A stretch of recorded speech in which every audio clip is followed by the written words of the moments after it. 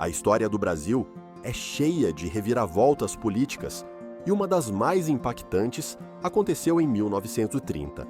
Não foi apenas a troca de um presidente, foi o fim de uma era e o início de uma nova fase na política brasileira. Foi quando o jogo mudou, literalmente. Então, se você sempre quis entender direitinho o que foi a Revolução de 1930 e o tal governo provisório que veio depois, fica comigo até o fim deste vídeo, porque a gente vai desvendar tudo, passo a passo. Para começo de conversa, vamos entender o clima do Brasil antes de 1930.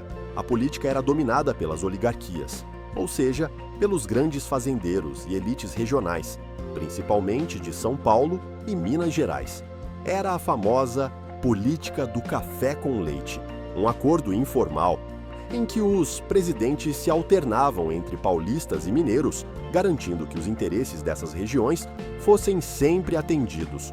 O voto era aberto, controlado pelos coronéis locais, e a fraude era quase regra no processo eleitoral. Democracia só no nome. Mas esse sistema começou a dar sinais de desgaste. As cidades cresciam, a classe média urbana aparecia com mais força, o operariado começava a se organizar, o exército mostrava mais protagonismo e o povo seguia sofrendo. No meio disso tudo, em 1929, aconteceu algo que sacudiu o mundo. A quebra da Bolsa de Nova York, a crise econômica global afetou diretamente o Brasil, cuja economia girava em torno da exportação do café. O preço despencou, a arrecadação caiu e o descontentamento só aumentou. A eleição de 1930 foi o ponto de ruptura. O presidente da época, Washington Luiz, era paulista. Pela lógica da política do café, com leite, quem deveria assumir a presidência seria um mineiro. Mas não foi isso que aconteceu.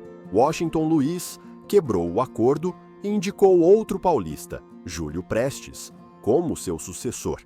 Aí, Minas Gerais se revoltou, juntou-se com a Paraíba, o Rio Grande do Sul, e lançou uma candidatura de oposição.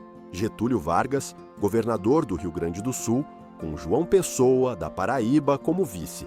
A chapa era conhecida como Aliança Liberal.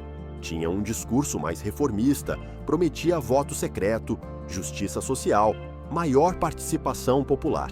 Mas calma, isso não quer dizer que fossem revolucionários radicais. Na prática, era mais uma disputa de poder entre elites diferentes. Só que a aliança soube canalizar muito bem o descontentamento popular e das Forças Armadas. A campanha foi intensa, movimentada, ganhou apoio urbano de militares, estudantes, trabalhadores e das camadas médias. Mas nas urnas, ou melhor, nos resultados, quem venceu foi Júlio Prestes. A eleição foi acusada de fraudulenta, como era de praxe na época. A Aliança Liberal não aceitou o resultado e começou a articular uma reação mais dura. A situação ficou ainda mais tensa quando, em julho de 1930, João Pessoa foi assassinado. Embora o crime tenha motivos locais, ele era governador da Paraíba e tinha conflitos regionais, a morte foi usada como estopim. A narrativa era clara. A República Velha matou o vice de Vargas, e aí o caldo entornou. Em outubro de 1930, começou a Revolução.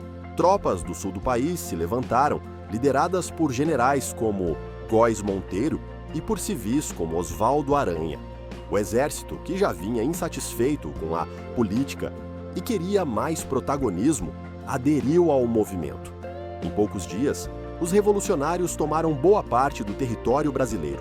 Washington Luiz foi deposto em 24 de outubro de 1930 por um grupo de generais, ou seja, nem precisaram esperar os revolucionários chegarem ao Rio de Janeiro.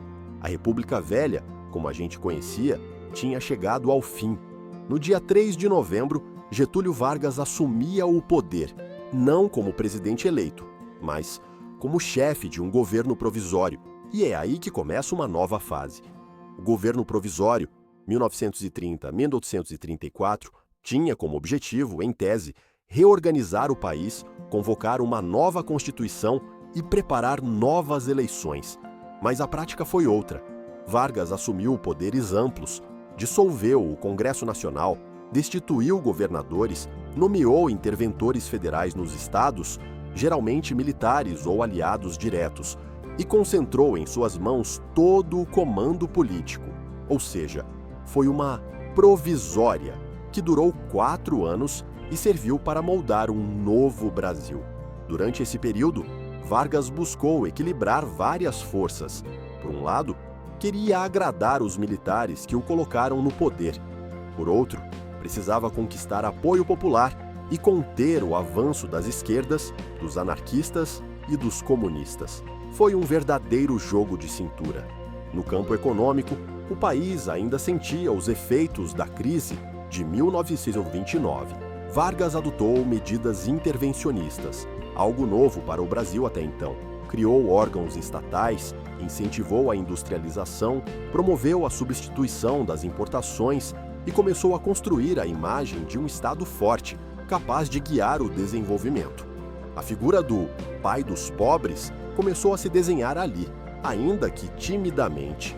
Socialmente, o governo provisório deu os primeiros passos rumo à criação da legislação trabalhista. Embora as principais leis só viessem mais tarde, nessa fase, Vargas já estabeleceu o Ministério do Trabalho, o Ministério da Educação e Saúde e abriu diálogo com os sindicatos, desde que fossem controlados pelo governo, claro. Ele entendeu que o apoio da classe trabalhadora era essencial, mas também que precisava mantê-la sob vigilância. E se você pensa que foi um período tranquilo, pode esquecer, houve muita resistência. Em 1932, São Paulo se rebelou contra Vargas, exigindo uma nova Constituição e mais autonomia para os estados. Foi a Revolução Constitucionalista de 1932. Os paulistas queriam a volta da legalidade, do Congresso, do sistema federativo. A Guerra Civil durou 3 meses, com milhares de mortos. Vargas venceu militarmente, mas politicamente teve que ceder. Prometeu e, de fato, convocou uma Assembleia Constituinte. Em 1934, finalmente foi promulgada uma nova Constituição, marcando o fim do governo provisório e o início do que seria o governo constitucional. Vargas foi eleito indiretamente presidente e seguiu no poder, mas isso é tema para outro vídeo. O fato é que a Revolução de 1930 foi o marco de uma nova era. Acabou com a República Velha, com sua estrutura de poder baseada nas oligarquias regionais, e iniciou o processo de centralização do Estado.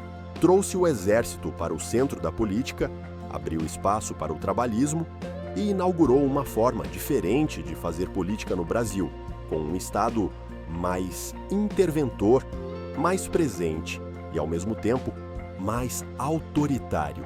O que começou como uma revolta de elites insatisfeitas virou um movimento de transformação profunda. Vargas, que parecia ser apenas uma opção de oposição, se tornou o nome mais influente da política brasileira por décadas. Seu governo, mesmo provisório, lançou as sementes do Estado Novo, das leis trabalhistas, da CLT, do nacionalismo econômico e do mito do pai do povo. Mas como toda a história, essa também tem suas contradições. A centralização do poder enfraqueceu a democracia. As liberdades civis foram cerceadas. A repressão política começou a se tornar uma prática. A construção do Estado moderno veio junto com autoritarismo e controle social. É o eterno dilema brasileiro.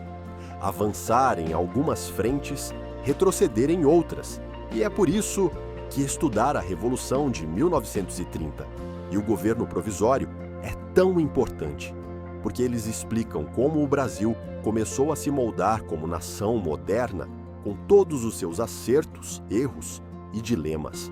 Entender esse período é essencial para entender o que veio depois e até o que vivemos hoje. Se você curtiu essa aula de história contada com alma e sem enrolação, já deixa seu like aqui embaixo, se inscreve no canal e ativa o sininho para não perder os próximos episódios. Tem muita história do Brasil vindo aí. E me conta nos comentários, você acha que a Revolução de 1930 foi mesmo uma revolução? Ou foi só uma troca de elites? Bora conversar! Ah, e compartilha esse vídeo com aquele amigo que adora política, história e boas histórias. Até a próxima!